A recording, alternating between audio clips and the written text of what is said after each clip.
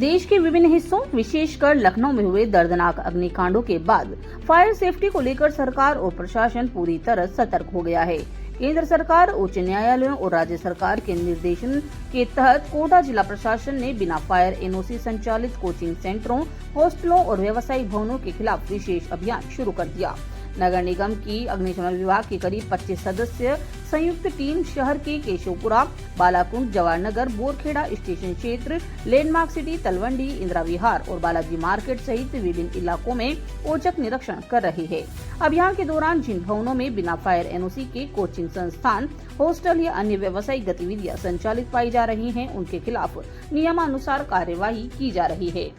अग्निशमन विभाग के अधिकारी राकेश व्यास ने बताया कि जिन भवनों में फायर सेफ्टी मानकों का गंभीर उल्लंघन मिलेगा, उन्हें नोटिस जारी किया जाएगा।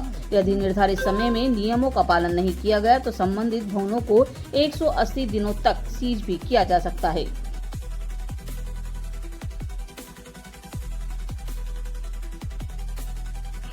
देखो, नगर निगम क्षेत्राधिकार स्थित जो भी ऐसे भवन, चाहे रिहायशी हो, व्यवसायिक हो, कोचिंग संस्थान हो, होटल हो, रेस्टोरेंट हो, कोई भी ऐसे भवन जहां पर अग्निशमन सुरक्षा की दृष्टि से जान माल की क्षति होने की संभावना है, ऐसे भवनों को हमने पूर्व में भी नोटिस दिए। सभी तरह की जो सभी तरह नेचर की बिल्डिंग को हमने सर्वे कराया, जैसे हॉस्पिटल का, मैरिज गार्डन का, होटल्स का, कोचिंग संस्थान का। सर्वे के बाद हमने नोटिस भी इशू किए। कई लोगों ने हमसे आवेदन करके फायर एनओसी भी ले ली और फायर एनओसी जिन्होंने नहीं ली वो ऐसे हमें जो संज्ञान मारा उनको सीजिंग की कार्रवाई कर रहे हैं। पर मैं आपके चैनल के माध्यम से ये अपील करना चाहूँगा कि फायर एनओसी लेना तो ठीक है, लेकिन लोग जो भवन मालिक हैं, संचालक हैं, लीज होल्डर है, उन सबको भी एक जागरूक होना पड़ेगा अग्निशमन के प्रति। उनको फायर सिस्टम लगाने के बाद उसको वर्किंग ऑर्डर में रखना पड़ेगा। साथ ही आवागमन के जो रास्ते, एंट्री और एग्जिट दोनों को खुला रखना पड़ेगा। कोई अवरोध नहीं हो आपस में। फाइबर और वुडन का कम से कम उपयोग करें और इलेक्ट्रिकल जो आपका मेंटेनेंस है वो प्रॉपर करें। कई टाइम तक वो इलेक्ट्रिकल उस पर ध्यान नहीं देते, तो ज़्यादातर जो चांसेस है वो फायर है वो शॉर्ट सर्किट के होते हैं।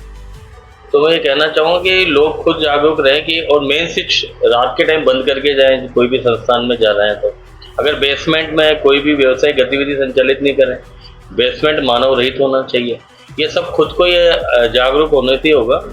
ठीक है, हम लोग नोटिस दे रहे हैं, सीधी कार्रवाई कर रहे हैं। हमारा उद्देश्य किसी को अरेस्टमेंट करना नहीं है।